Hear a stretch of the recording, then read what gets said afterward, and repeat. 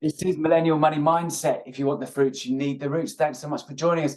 Are you curious about the secret dance between politics and investing? So join us in this video where we expose how the political square can make or break your financial future. So we're going to talk about politics today and how that is intrinsically linked to investing. This is going to be a super impactful episode. So glad that you're here. So we're going to talk about decisions made by policymakers and how that has an impact on your personal finances and your investing. And also I'm going to talk about the argument I make in my book, Millennial Money Mindset, which is basically that the millennials got screwed over politically because they were outnumbered by the baby boomers in voting numbers. And also baby boomers are much more likely to vote in around 2008 and onwards, because they're more likely to vote than millennials. They're more likely to go to the polls and actually cast their vote, which means that they're more likely to get policies which are more favorable for them. So which I talk about in my book, Millennial Money Mindset. And we're also going to talk about something but no one's talking about on the internet. I couldn't find it anywhere.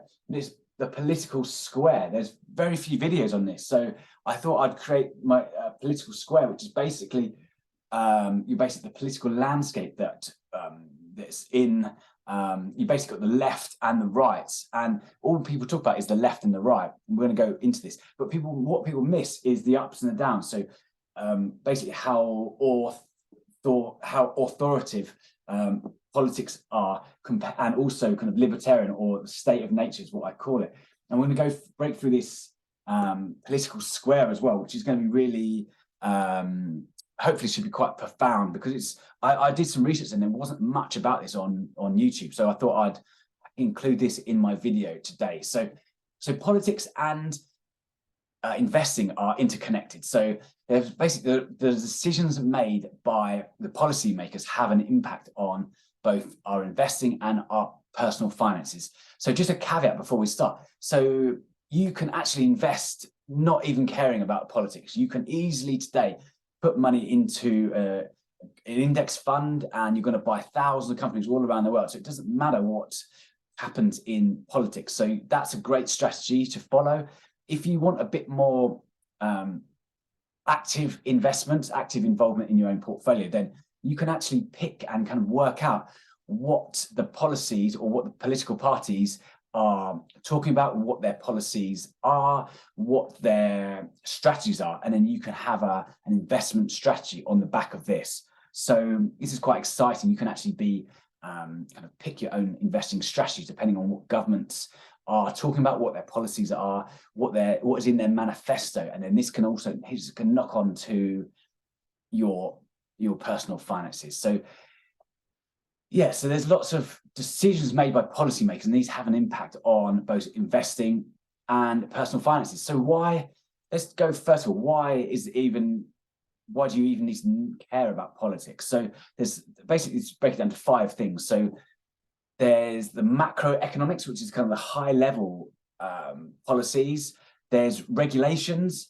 There's trade, which is basically the kind of the laws that they bring in what you can and can't do. There's you can legislate against a number of different things like energy, money, health, and depending on how strict the governments are, depending on how strict the regulations are, and this can impact into your investing decisions. You can have trade and geopolitics. So Brexit's a really good example about this, because the decisions made by people voting created Brexit. We left the European Union, and this has had a knock-on effect on how our livelihoods are today, how we are impacted, inflation, how tariffs, policies, how it affects the flow of goods around into the UK and out of the UK. And so this has had politics had a big impact of this recently because of Brexit. So government spending is another impact. We're going to touch on this. So spending decisions, infrastructure, transportation, utilities. These spending decisions all impact on investment decisions and impact on businesses and where money is being spent. And then if money is being spent there, that's going to create jobs, that's going to create opportunities, that's going to create new businesses. And then social and environmental. So big impact on renewables, climate change. What government decisions on social and environmental factors knock-on effect into these key decisions and these key areas. So right, let's go into it. So let's talk about the first one. We'll talk about the macroeconomics. So macroeconomics is quite a big word, but it essentially just means the big overarching picture. Macro just means big. So it's big picture thinking. And this is things like inflation. So inflation. So if you've been in any of my videos, we've talked about inflation a lot. So inflation has risen from 2% over to, it peaked at around 11, 12%, and it's dipped down around to about 8%. So inflation is simply the spending power in your back pocket. So how much you can spend in the shop and how much it costs, the cost of things in the goods and when you go shopping. So think of it like a basket of goods and the cost of that basket of goods. So recently, the cost of that basket of goods has gone up. So food prices have gone up, energy prices have gone up, cost of living has gone up, and this has impacted the things you can buy. Holidays are increasing, cost of fuel has gone up when you fill your car, and this is inflation. And believe it or not, the government have an impact on this. So the government have a target of 2%. The Bank of England have a target of 2%. So the Bank of England, although they're claimed to be independent, which they are employed by the government. So the government choose who are going to be the governor of the Bank of England, and then they have their decisions about the interest rates. So interest rates is the cost of borrowing, and this basically has a knock-on effect. These are all interrelated. So if interest rates go up, then inflation tends to go down, and if interest rates are low, then inflation can creep up. And yeah, all these have a knock-on effect by government decisions. So inflation, the thing about inflation is good. Inflation is good for the government. Not many people talk about this, but inflation is good for the central government because it reduces debt. So UK have got a huge amount of debt burden at the moment, and they want to reduce this debt burden. Same with the USA. If you listen to anything in politics at the moment in the USA, it's a lot of talk about the debt ceiling. So there's a huge amount of debt that they need to pay back, and they can't afford to pay back. So a huge amount of printing of money happened during coronavirus, during the Trump presidency. Literally trillions of dollars got printed, just got created out of thin air. And this had a knock-on effect into inflation. And then the government have to make these decisions on basically how they're going to dampen inflation, because this leads to people being upset, unrest, and can happen to create riots and things like that if inflation isn't under control. So that's the one thing. So inflation is one thing. They have a 2% target, the government and the Bank of England. So their decisions have a knock-on effect on inflation and interest rates. So the next thing is taxation. So taxation, how much things get taxed. So things have to get paid for, the trains have to run, hospitals have to, help reduce sick people, schools need to educate people, and this needs to get paid somehow, and it gets paid by tax. So tax gets paid, and governments basically decide how to tax and how these things get taxed. This could be income tax, this could be other things like pensions can be taxed differently, or even things like land can be taxed differently. And as we said, that essentially the government can decide, depending on which government you pick.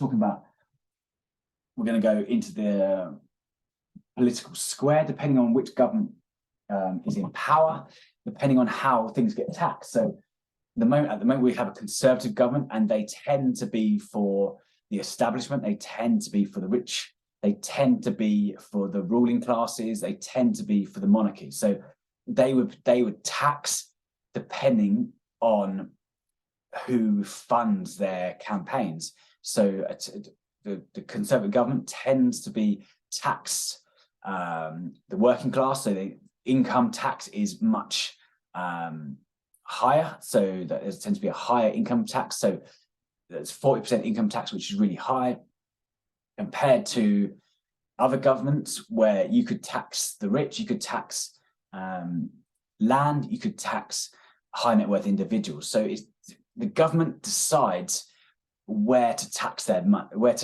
and this has a knock-on effect on where money comes from, and this knock-on affects your personal finances, your investment decisions. So, for instance, tax on pensions is a really good way to encourage people to invest for the future. So, at the moment, if you want to invest wisely, you could put money into a pension, and you won't pay income tax on that. So if you're a basic rate taxpayer, you get 20% of your money back. So if you have £100 and you put that money into a pension, and you get £20 of that income tax back. If you're a higher rate taxpayer, so it's 40%, you would get that, and you put your money into a pension and you put £100 in, for instance, you would get £100 and you'd get £40 back from income tax. So that's amazing. That's a way that the government can encourage you to invest. So that's taxation. That's what we talk about. So government can decide how to tax the public, and then that has a knock-on effect on other things like personal finances, money, and investments. So another way is regulations. So government can decide on how to regulate, and deciding on how strict or lenient they're going to be. So it could be, it's basically how business operates. So this can be in banking, this can be in energy, this can be in health. So for instance, I work in finance, and anything to do with money is heavily regulated. So when I was a financial advisor, I had to be really careful on what I can and couldn't say, because it's very heavily regulated. I had to make sure that I had lots of my clients had to make sure they understood what they were signing up for. And so regulation is controlled by the government, and basically the government can decide how heavily regulated they're going to be. So trade, the next one, number 3, is trade and geopolitics. So we talked about Brexit. So Brexit this channel is called Millennial Money Mindset, and Brexit has been a really bad decision for millennials, because there's a number of things they can't travel abroad or work in the EU. They can't do a number of things. They can't. Basically, many new opportunities have reduced, closed old ones, and Brexit has been a really bad decision, because it has basically cut off our allies, which is France, Germany, Spain, for instance, where we imported a lot of goods, and it's made it much more difficult to do this. And this has a knock-on effect into personal finances. So, or even where you can work, for instance. So you might have been able to work abroad. You might have been able to work in EU countries much easier without any documentation, and that's been reduced because of Brexit, because we've lost our connection with EU, European Union. So trade policies like tariffs shape the flow of goods and services. So, and also international tensions as well, because of Brexit, potentially, because of the government's decision to have that referendum, and because of the government's decision to because the public decided to have Brexit, to leave the European Union. This has caused international tensions. It had conflicts affected the markets. So if it's going to create volatility, the ups and downs of the market, if there aren't sound reasons for these kind of international tensions, this can cause volatility, and also currency exchange rates. So the day when the UK came out of, it was announced that Brexit was going to happen. I think it was in 2016. I remember I was at Glastonbury Music Festival on that day, and the currency exchange rate went crazy, because we weren't going to have some of the flows into the EU, from UK into the EU. So that's another one, trade and geopolitics. Number 4 is government spending. So we're going through the list of how governments and investments are intrinsically linked. So spending decisions, things like infrastructure, transportation, utilities. So government decide where they're going to spend their money, and it depends on who are voting for them. So if they're voting public are mainly for the example of the Conservatives, they're going to spend on the people who put them into power. So this is going to have an impact on things like construction. So construction or housing. So I argue in my book, Millennial Money Mindset, that not enough houses have been built because it's in the interest of the government, the Conservative government, for house prices to be high. So why would they want lots of houses being built? Because supply and demand sets the price. And if there's less supply of houses and more demand of houses, the price is going to go up.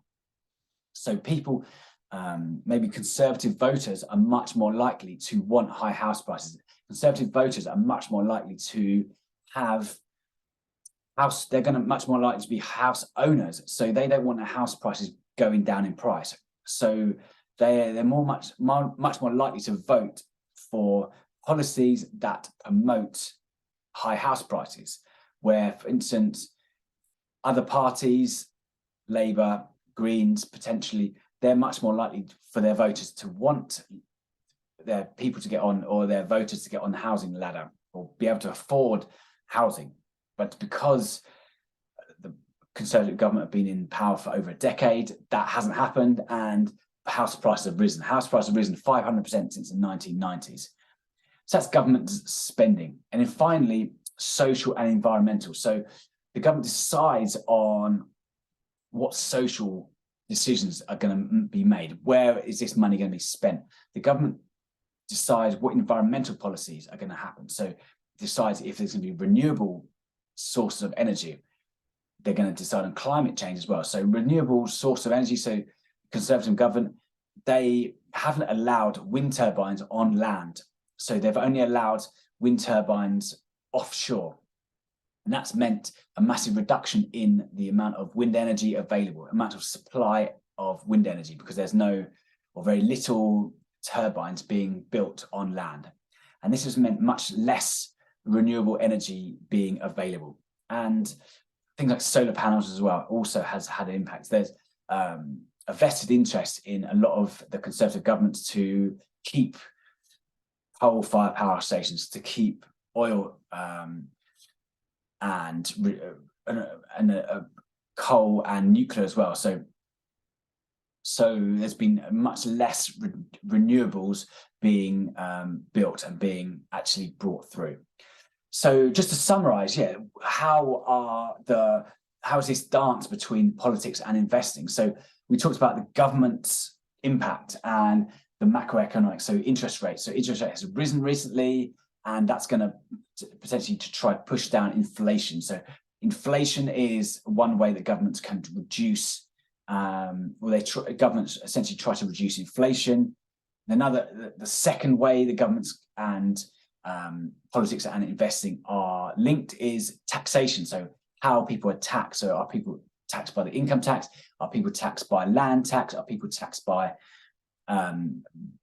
VAT, so value-added tax, or potentially there's incentives like pension. So if people put money into a pension, they can be taxed much less. So there's encouragement. If with these schemes, they're encouraged to invest into a pension to reduce their tax that they're paying, their tax burden, or even housing tax. How much are people taxed on housing? So that's taxation. Are there loopholes for rich people? So there's lots of there's a non-dom, which is basically rich people can come in here without paying tax. So there's a lot of loopholes for the Conservative government that they've allowed, which allows to reward the people that are voting for them. They're rewarding the people who are funding them or who are paying for. Basically paying for the policies that are bringing in. So this is how there's so much this intricate dance between politics and investing.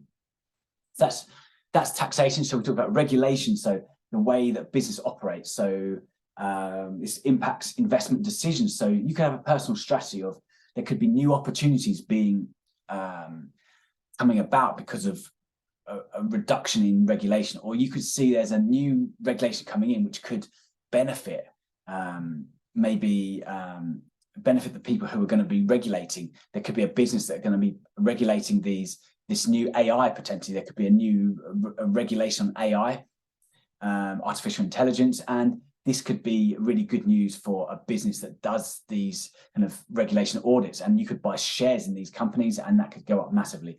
On the flip side, you could think that actually if regulation does come in, this could be a negative impact on AI companies like Microsoft, or I can't remember that there's another. Well, I mentioned I did an AI predictions for 2023. I listed a number of different companies that might benefit from AI. So check out that video.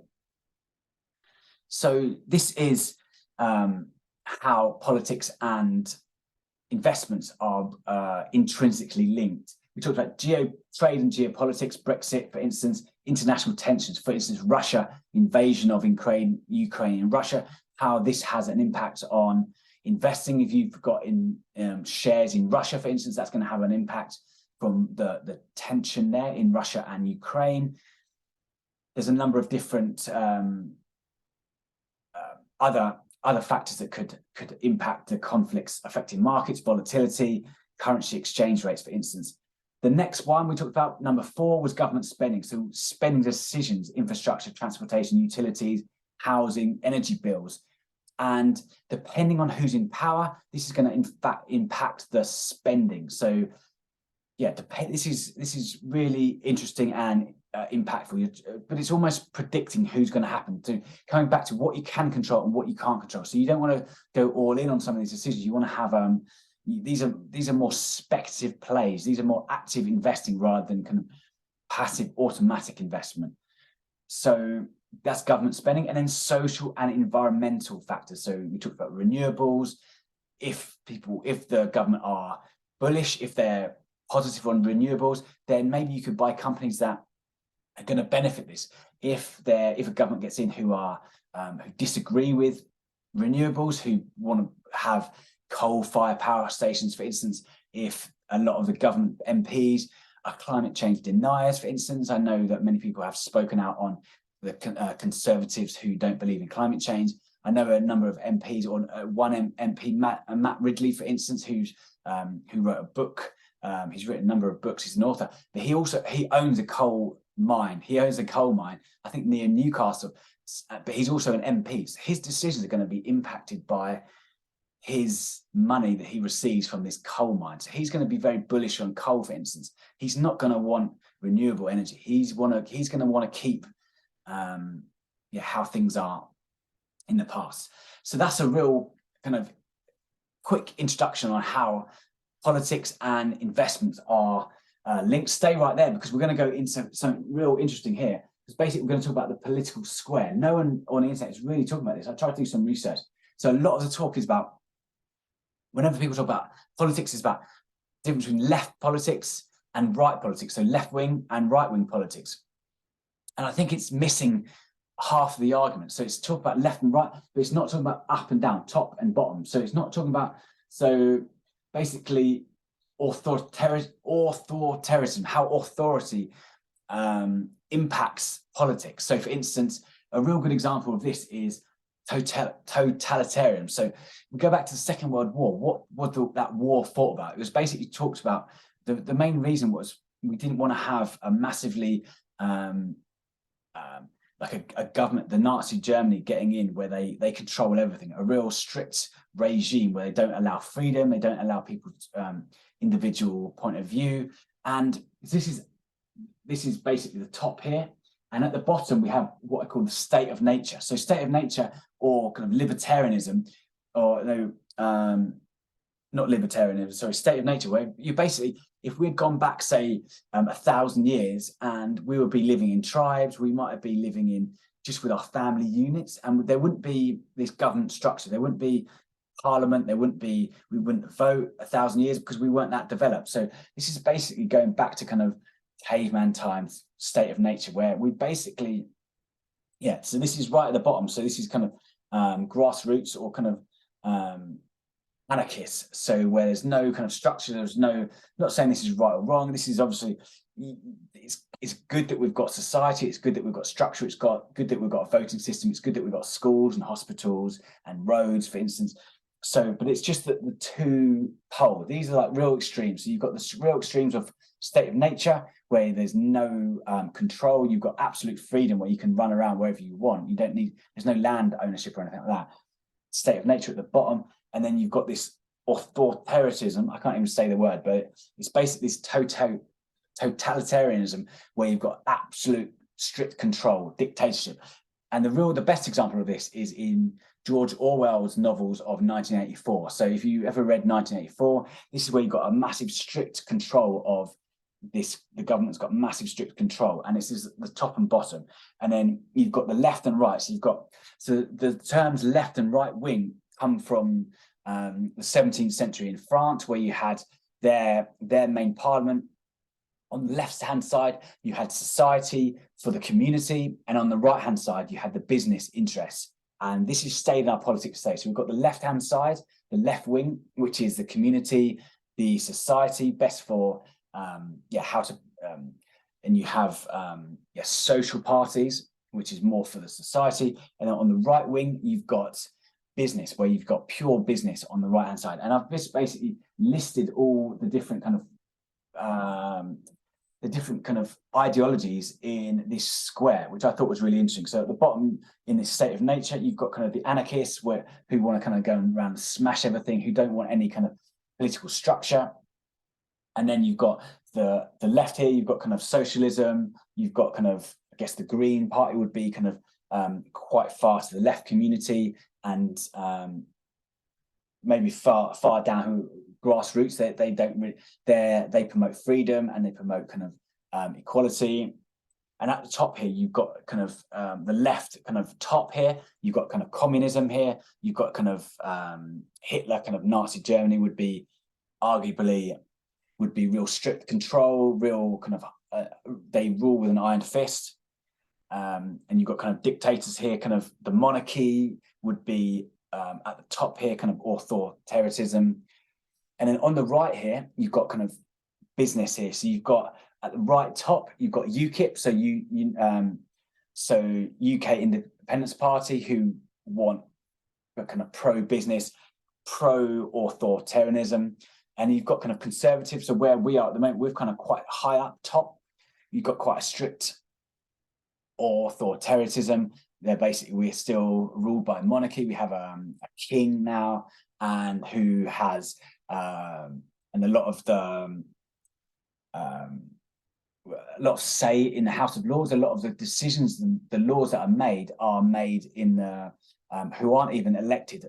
The peers in the House of Lords decide a lot of our laws, and who are in our House of Lords. So at the moment, we're actually, believe it or not, we're quite high up here in the authoritarianism, and we're quite far to the right with business. So conservatism is known for pro-business. It's not very kind of community. They tend to not to fund schools, hospitals, and community projects as much as say Labour here, which would be kind of further to the left or further to the community side.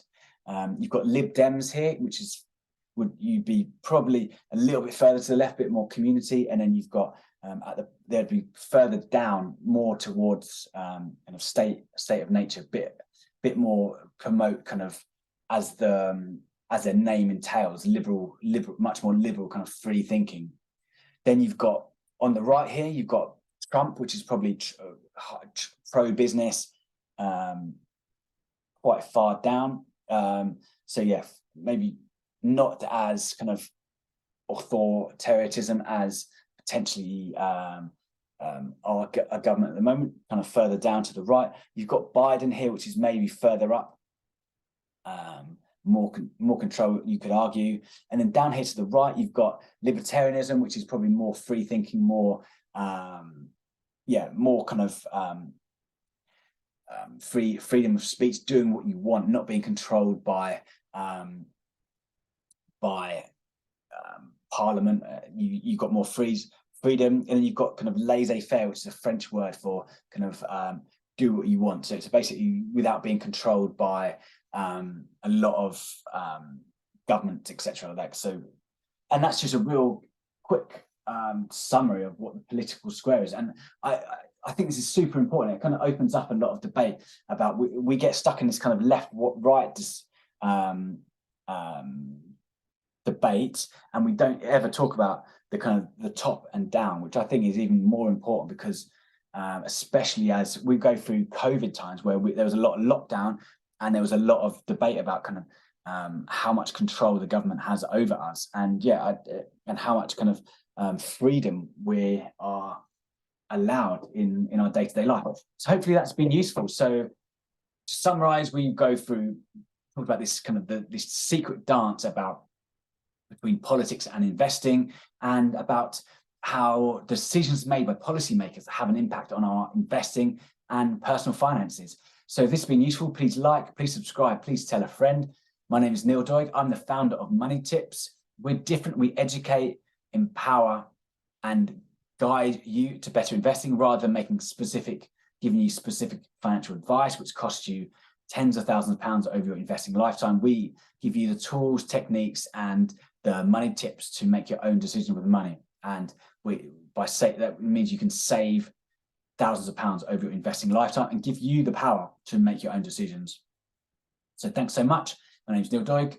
And yeah, please check out my other videos. And I also have many books. I've got a number of books here that we publish. So a book by Henry Ford. I've got, if you ever starting to trade, I've got a trading planner here. I've got a life planner. It's actually by actually writing down your goals, you're 42% more likely to achieve them. So it's designed to basically plan out your life and actually take step-by-step steps to do it. So yeah, and I've got a number of different other books here that I've published. Science of Getting Rich, I definitely recommend. And My Life and Work, Henry Ford. That's a real good book. If you want to learn about business, that's a real great book. And I've actually got, he's an innovator. He basically changed how American industry changed forever. He invented the conveyor belt basically, and how he basically created the car, the Model T car and basically mass produce it for everyone to be able to afford.